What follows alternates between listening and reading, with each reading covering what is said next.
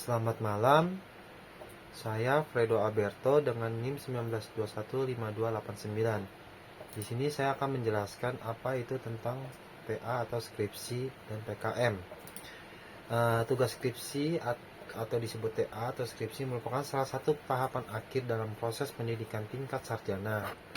Ini adalah karya ilmiah yang harus disusun oleh mahasiswa sebagai syarat untuk memperoleh gelar sarjana. Nah, ada beberapa poin penting terkait dengan TA skripsi, yaitu dengan tujuan utama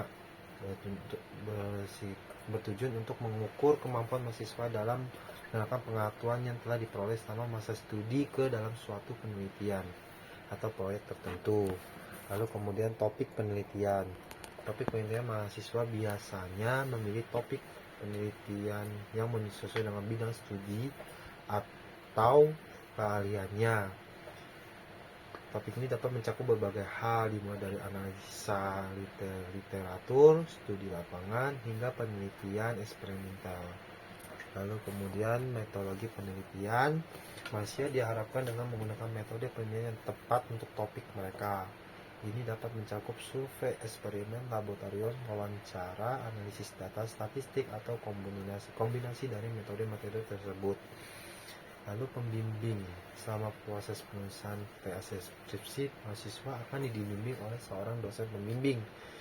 Pembimbing memberikan arahan, masukan, dan bimbingan agar TA skripsi dapat diselesaikan dengan baik. Kemudian itu kita melakukan presentasi dan ujian. Setelah TA skripsi selesai, mahasiswa biasanya diharuskan untuk melakukan presentasi dan mengikuti ujian.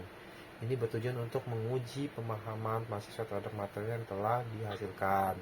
Lalu kemudian ada namanya format penulisan, yang dimana ada format khusus yang harus diikuti dalam penulisan TA skripsi, termasuk penggunaan gaya penulisan dan sistem kutipan tertentu. Nah, di sini juga saya akan menjelaskan apa itu PKM. PKM adalah kepanjangan dari singkatan dari program kreativitas mahasiswa. Program kreativitas mahasiswa ini adalah program yang direncanakan oleh Kementerian Pendidikan dan Kebudayaan Indonesia. PKM memiliki beberapa jenis, diantaranya yaitu PKMP, yaitu program kreativitas mahasiswa penelitian, yaitu di sini dia dimenangkan pada kegiatan penelitian. Mahasiswa melakukan penelitian kecil yang dapat berkaitan dengan topik tertentu dalam berbagai bidang ilmu. Lalu kemudian ada PKMKC, yaitu program kreativitas mahasiswa kewirausahaan. Ya, di sini berfokus kepada ide kreatif yang dapat diimplementasikan dalam bentuk usaha atau produk kewirausahaan. Lalu ada namanya PKMM, yaitu program kreativitas mahasiswa masyarakat. Difokuskan di sini adalah kegiatan yang memberikan manfaat langsung kepada masyarakat. Ini bisa berupa pengembangan teknologi tepat guna penyuluhan atau kegiatan sosial lainnya. Lalu ada namanya PKMGT, yaitu program kreativitas mahasiswa gagasan tertulis, yang dimana memberikan kesempatan kepada mahasiswa untuk mengembangkan ide-ide tertulis yang dapat berupa naskah buku, skenario, film, dan atau ide kreatif lainnya.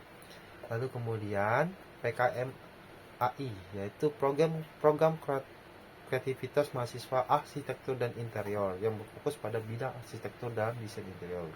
Setiap jenis PKM memiliki persyaratan dan format laporan yang berbeda, namun semua bertujuan untuk mengembangkan kreativitas dan inovasi mahasiswa serta memberikan kontribusi positif kepada masyarakat. Program ini tidak hanya berlaku di tingkat sarjana, tetapi juga ditemui di jenjang pendidikan yang lebih rendah di Indonesia. Lalu jika rencana saya ingin mengambil tema pergaulan bebas di kalangan remaja.